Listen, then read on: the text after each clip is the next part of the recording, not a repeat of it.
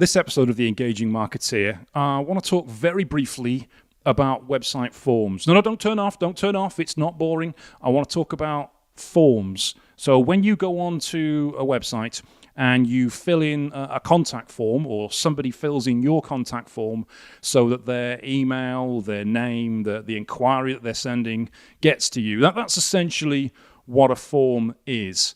And most websites, most businesses that have a website have shit forms, for want of a better word. Shit forms. And it's because they haven't really thought about the information they want, the information they need, versus the information they're actually asking for.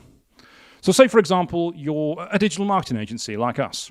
Now, if you go onto a digital marketing agency's website, the form on the Contact Us page might be behind a link that you click Contact Us. Your own website might be the same. So you have your website on the homepage, there might be a button that says Contact Us.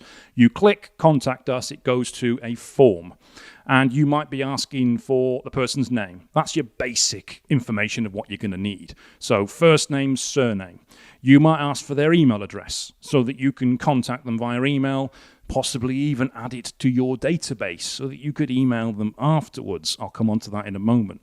You might ask for their phone number so that you can phone them up and speak to them. You might ask for their location, so maybe that's the town or city around the UK or the world in which they're based. You might ask for their county or their state or their province, depending on where you are. You might ask for their postcode or their zip code. You might ask for the nature of their inquiry. That could be a free text field or it could be a drop-down. You might ask for how did they hear about you. That's an important field for customer research to find out which channel of your marketing is working. You might ask a free text message, a free message field where they can put in the information they're actually asking you. You may have a capture field where they have to copy the code in they see on the screen in front of them to prove that they are human. You may also ask for a landline number as well as a mobile. You could ask for a fax number. Believe me, I still see forms with fax numbers on now. You may ask for a website address. You may ask for an alternative email. All of these things you could ask for on your form. But the important thing you've got to think about is why. Why would you be asking for all of this information? Because every piece of information you ask for, every field that you add to this form makes it less and less likely that someone else is going to fill it in. Right down to splitting up the forename and the surname. If you have one field for name, they've got the option. They could put in Darren, they could put in Darren Jameson, they could put in Daz, they could put in Darren Craig Jameson. Who knows what they're going to fill in? It's up to them and how they're feeling at the time. If you have first name, surname, they've got to fill both of those in. And that's two fields. And some people may not want to fill both of those in. If you ask for a phone number, why are you asking for a phone number? If it's just a web form where they're downloading something or inquiring via the internet and you don't need a phone number, don't ask for it. Because if you ask for it and you don't need it, they will not fill it in, or they will wonder, why are they asking for it? We all know why you're asking for it. You're going to have someone phone them up.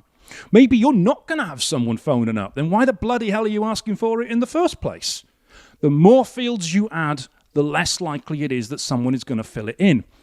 A lot of contact forms, and this is because if you're on a WordPress website, and you use the contact form plugin called Contact Form 7, a little bit for the nerds there, you'll have a message subject field because it, by default, when you set up a new form on it, it asks for a message subject field. Who cares about the message subject field? Nobody. What's their subject? What does it matter? There's a free text field to put the information in anyway. Why are you adding an additional field for someone to fill in that they're just going to ignore? Or if they're forced to fill it in, it's going to make them not do it and go away, which is why your form's not working in the first place. If you ask for an email address or an alternate email address, do you need it? Do you need it? If they're requesting a callback, do you actually need to get an email address from them? Do you need to get a drop down on what the actual inquiry is about? You don't. You don't, because here's an idea. Depending on which page they came from, or which page they're on when they fill in the form, you can actually populate the form automatically in the back end with that information. So you know what page they were on. You know what page they looked at before they filled in the form. That way you don't have to ask them what's the nature of the inquiry or what they're interested in, because you already know, because that's the page they were on the website in the first place. The more you can save the information in the form, save the fields, the more likely it is that somebody is going to inquire with you. Now, I mentioned about adding people to an email database. I get it. Somebody fills in a form, they're going to put in the information from their details, their name, their email, their phone number. You're going to want to add them to your database so that you can contact them. You have to ask permission for this, or at least notify them you're going to do it and get them to confirm that that's okay. That's what we call a GDPR rule. So there has to be an opt-in checkbox that they tick it to say, I confirm that you can contact me. I can confirm that I can add you to the database. That kind of stuff. I'm not going to go into specifics on that now because this is a podcast, not a GDPR lecture. We are not doing GDPR today because that is inherently very boring. So I'm going to stop doing that because you're probably going to think something's gone wrong with the sound. It hasn't this time. That was just me pissing about. So if you have too many fields, if you have fields that you do not need, fields that you do not require, fields that you're not going to use, get rid of them. If you have two fields for forename and surname and you're not adding them to a database, get rid of it. Just have one field. If you have a field for subject line on your email, get rid of it. You do not need it. If you can cut the fields right down to the bare minimum, it's going to increase the likelihood that somebody is going to fill in the form. More fields you have, the less likely someone is going to do it. The design of the form is also really important. How it looks. Does it look clean? Does it look like something somebody is going to want to fill in?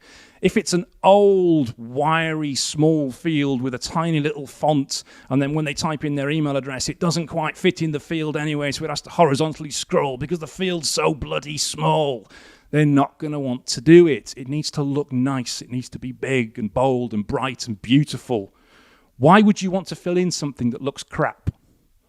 Yet most people don't care about this on their websites. They just, a form's a form. What does it matter? It works. Bloody hell, who cares? Yet if you don't do it properly, no one's going to use it. And the last thing I think I want to cover with the forms is the reason most forms don't work at all. And that's the incentive for them.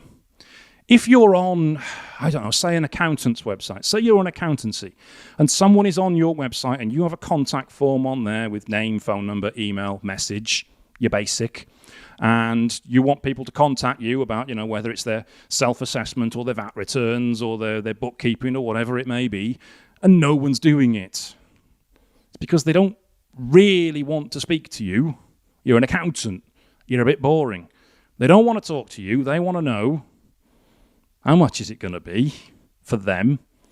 And how quickly can you move? And what can you do for them? What can you save them?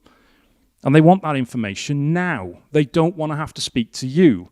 So here's an idea. Why not have data capture that gives them that information? And we did this for a client years ago. Got rid of the contact form and had a quote request. So I think, what were the fields now? It was, you put in whether you're limited company or sole trader. You put in the number of employees and the number of invoices roughly you do per month. I think that was all the fields it required. And then from a pricing matrix, it gave you a quote for how much it would be to move your services to that accountant. And that's what people wanted. Instant quote for what it's going to be to use me. And of course, those fields then went into the database, went as an email inquiry, allowed them to follow them up straight away. And depending on how quickly you follow them up, depends on how quickly you actually convert them and how good the quote was as well. But that's turning a website that had very few inquiries because nobody wanted to fill in a contact form to a website that was converting very highly because everybody wanted the quote. Everybody wanted to know what it was going to cost without speaking to someone. And that's what it needs. It needs a reason to fill in the contact form. You need to give people a reason to do it. So it could be an instant quote. It doesn't have to be an instant quote. It could be a free download that gives them answers to the questions they're going to have, something of value that they're going to want. It could be a brochure, as simple as a brochure request. It could be something that goes through the post. It could be a free ebook or a free physical book that you send them. It could be access to an online calculator or spreadsheet or something that is going to answer the question that they've got, that is going to solve the problem that they have, which is then going to show that you can do what they need, which is going to make them more likely to work with you. Whereas all your competitors have is a contact form, which nobody really wants to fill in anyway unless they absolutely have to do it. So that's all I wanted to leave you with today on The Engaging Marketeer.